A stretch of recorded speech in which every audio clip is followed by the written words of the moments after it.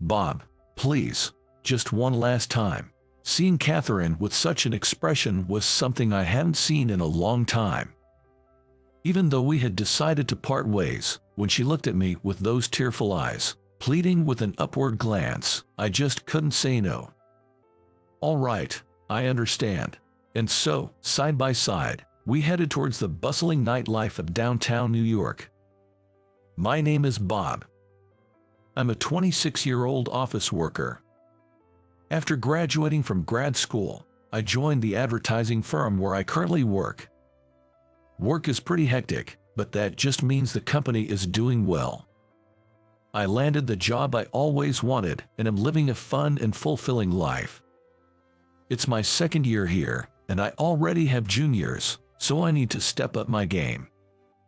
Bob, I want to leave on time today, so can you handle this paperwork for me, please? Katie, a new recruit, said, clasping her hands together. Katie is a petite, adorable lady, so many of the male employees in our department were quite fond of her. She was well aware of this and often took advantage of it by being extra sweet. But I always looked at her with a somewhat cold gaze. Yes, that's fine. Just leave it there. Yay, thanks, Bob. Don't worry about it, I replied nonchalantly when my boss, Catherine, appeared. Oh, Katie, pawning off your work on others again. No way, I didn't do that. Katie, it might be okay now, but you're missing opportunities to grow. You can't always act like the newbie. All right, all right. Katie responded in a slightly annoyed tone to Catherine's words. Then Catherine turned to me. Bob, here's the new material. Thank you. You have a meeting later, right, Catherine? Why don't we go over the materials tonight? It'd mean working late. Is that okay with you? Absolutely. Catherine and I are on the same project team, and we often review materials together like this. Working late with Catherine was always a secret joy for me. As I was daydreaming about our evening plans, my colleague, James, called out to me. James is my peer, and he's the one I trust the most at the company. Bob, you seem pretty happy today. Yeah, I have a meeting tonight with Catherine to review some materials. Catherine, she's calm, competent, and has that mature woman vibe. She's really something. It's exactly as James said. Catherine is 4 years older than me at 30, and she's a distinguished career woman. She might not be a classic beauty, but she sure does look elegant in a suit, and those glasses give her an intellectual charm. Good luck with the meeting. I'm rooting for you two to get closer. Thanks. And so, when night fell, I reviewed the materials with Catherine. The materials she had prepared were well written and easy to understand. With this, our project should progress smoothly. Before I knew it, it was already 10 p.m. Dash, look at the time. How about we grab dinner together? Really, are you sure? I was over the moon with her invitation. So, we went and had dinner together. Having a meal with Catherine felt exceptionally delicious, making me forget all about the fatigue from overtime. It seemed Catherine enjoyed the meal with me too, as she then suggested, want to go for a drink. Of course, I wasn't going to decline. The bar Catherine took me to had a relaxed ambience with soft jazz playing, and we chatted about various things. I hadn't had this much fun in a long time. Even after parting ways with Catherine, I was elated for quite some time. It made me realize how much I truly liked her. After that night, we often went out for meals or drinks together. I hoped to move past the barriers of being boss and subordinate, but taking that next step proved to be difficult. However, a sudden turn of events happened one day. Our project team had a celebration at a local pub. The celebration for our hard work project was livelier than expected, and Catherine was no exception. At the after party, she got quite drunk, her face turning bright red, and she became tipsy. I couldn't let her go home by herself in that state. Considering my apartment was close by, I took her home. Of course, I simply took care of her and nothing else happened. The next morning, Catherine was in a panic. "Wait, why am I in Bob's apartment?" "Don't worry, nothing happened between us. Would you like some coffee?" "You're genuinely kind, Bob." "Not to everyone. It's because it's you, Catherine." Bob. From that day, our relationship deepened, and we soon began dating. Since we already knew each other well through work, our relationship progressed smoothly, and we decided to get married a year later. Bob, congratulations on your marriage. Wish you both happiness. My close friend, James, and everyone at work were delighted for us. I always thought Catherine and I would sail smoothly in our marital journey. But, a while after the wedding, Catherine suddenly became distant. "Catherine, how about we go out for dinner tonight? I think I'll pass." Usually, she would have instantly said yes with a smile. While I was taken aback from her response, Katie approached me. "Bob, I have some more question about this paperwork." Katie, as always, tended to rely on others for her work. Whenever she had a task, she had this habit of involving someone else. However, she isn't unintelligent. Lately, I've been thinking that with proper encouragement, she might show growth. Well, since Catherine declined my dinner invitation, maybe I should help Katie out tonight. "All right, let's do this together." Yay. Katie and I worked late for about an hour, and I got home to my apartment by 9 p.m. But Catherine wasn't home yet. She wasn't at work, so where could she have gone? I prepared dinner and waited. Around 10 p.m., she finally came home. "Welcome home, dinner's ready. I'm not hungry." Once again, I was stung by Catherine's rejection. She walked briskly past me without any emotion. I thought I caught a faint scent of soap from her. Where had she been? Truth be told, for over 2 months now, our nights had been devoid of intimacy. It hasn't even been a year since we got married, yet our relationship had lost its spark. Ironically, our favorite bar, where we often went after late nights at work, had recently closed down. I thought we'd always be a happy couple, but reality isn't so kind. Of course, I love Catherine and wish to be with her forever. So, I plan to patiently rebuild our relationship. But, as if mocking my feelings, a new crisis loomed over our marriage. A few days later, a new department head named Daniel was assigned to our branch. Apparently, he'd been working in our overseas branch abroad and spoke fluent Spanish. He had many accomplishments and was expected to climb the corporate ladder. "I'm Daniel. I hope to utilize my experience from the overseas branch and fulfill my duties as the head of department." Daniel said that and bowed his head. Tall, handsome, and dressed sharply, Daniel had a refreshing aura of competence about him. But later, I'd come to know his true colors. "You're Bob, right? You married Catherine." Even though I felt it was rude for him to use my wife's name so casually, I couldn't retort as he was my superior.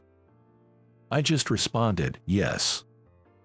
Daniel then said, with a hint of mockery, "Just so you know, she's quite the player. Actually, she and I dated briefly in the past, and it was quite a drama. Just be careful so she doesn't cheat on you." I was deeply shocked by Daniel's words, standing frozen for a moment. It was already shocking to hear Catherine labeled as a player, but to discover she had once dated him.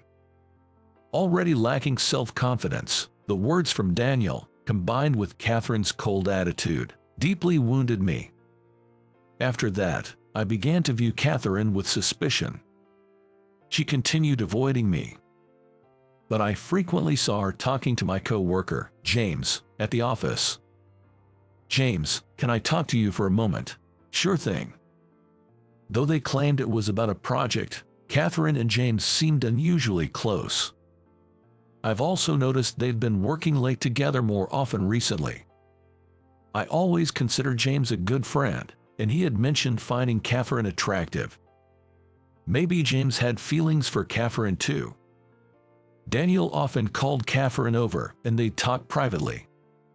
Could it be that Daniel still had lingering feelings for her? Lately, Catherine seemed distant and often came home late. Recalling the day she came home with a scent of soap, I couldn't help but imagine the worst. One day, I witnessed a decisive scene. On my way home, intending to stop by a bookstore, I spotted Catherine with Daniel. Holding my breath, I watched them enter a cafe side by side. I barely remember making my way home afterwards. I found myself in a daze on the sofa, tears blurring my vision. I had never imagined being betrayed by Catherine. Maybe, in her eyes, I was just a replacement for Daniel. Compared to an impressive head of department like him, I probably seemed dull to her. Or maybe she had grown tired of me. That's why she seemed so friendly with James lately.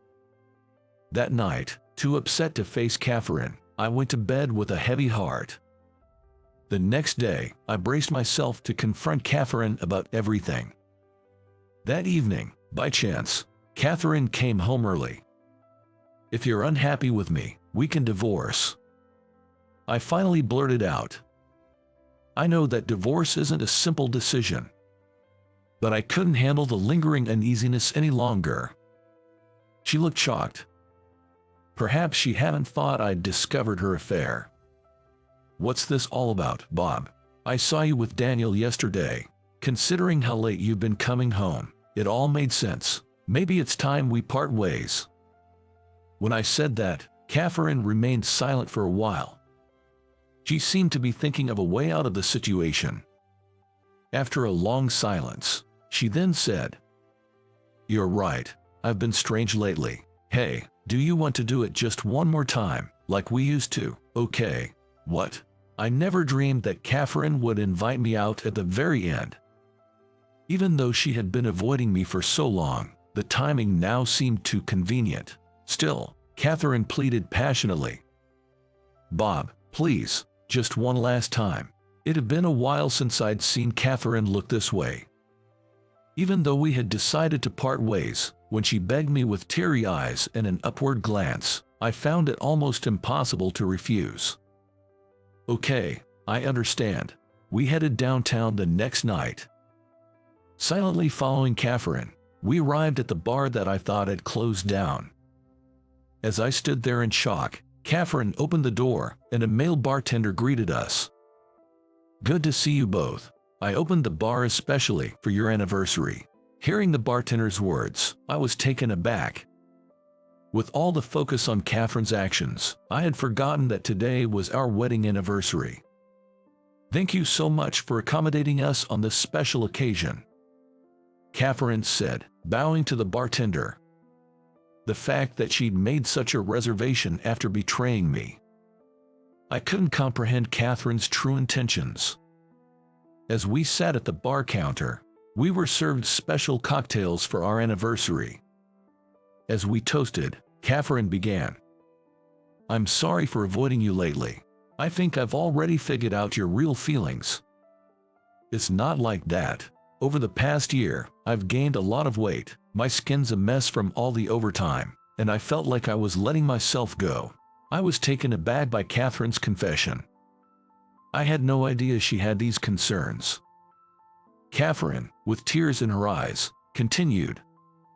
"I'm older than you, and I never felt good about my appearance. There were younger and cuter girls like Katie at the office, and I felt so insecure. That's why I started dieting and secretly going to the gym, but I wasn't seeing results, and I sometimes took it out on you. I've been awful, hadn't I?" I never would have imagined Catherine felt that way. In my mind, I was just being kind to Katie, but it seemed that Catherine was insecure about it. It became clear that Catherine's soap-like scent was from her gym visits. However, something still didn't sit right with me.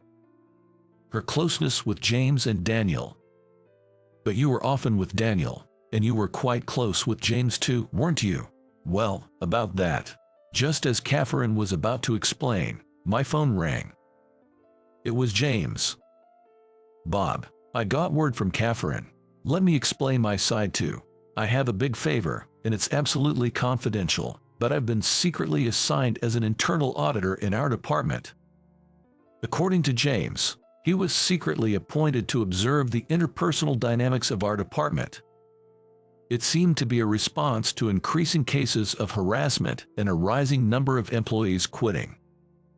He had been tasked with listening to employees' concerns and reporting them up the chain. Ever since Daniel returned, he's been persistently bothering me. James happened to see him making moves on me at the office. That guy betrayed and cheated on me in the past, and now he's trying to control me. He's lost his marbles. While Daniel had portrayed Catherine as unfaithful, it turned out he was the real philanderer. Thanks to James's advice, I warned Daniel in a cafe that if he didn't stop pestering me, I'd go to the police. Fearing legal trouble, he backed off. I didn't involve the police this time, but I reported everything about him to our superiors, so I believe his reputation has plummeted. Is that so? With everything revealed, I was dumbstruck. I had thought Catherine had betrayed me, but that wasn't the case. I know we've had our misunderstandings, and I regret leading us to this point, but I truly love you, Bob. I should have explained everything to you properly earlier. I'm really sorry. Saying this, Catherine looked me straight in the eyes with an apologetic gaze. All this time, I had believed she despised me, but that was my misunderstanding. I was embarrassed for doubting her. I still love Catherine and never want to let her go. Thanks for being honest with me. I'm sorry for not trusting you. Can we start over? Yes, Bob. I love every part of you, and I can't imagine being with anyone else. And so, we raised our glasses, celebrating our anniversary. We couldn't thank the bartender enough for opening the bar, supposedly closed, just for our celebration. We partied late into the night, just like old times. This day marked a renewed mutual understanding between us. We might face misunderstandings in the future. But if we face each other sincerely, we can always start over. From now on, I hope we can sit down like this, share a drink, and speak our truths. Time and time again. Later on, Daniel didn't learn his lesson and started bothering Katie. It turns out that Katie tried to manipulate the him, which resulted in her being stalked. In the end, Katie reported this to the upper management, and Daniel was relocated to a regional office. I never expected such a thing to happen to me. From now on, I'll stand on my own 2 feet professionally.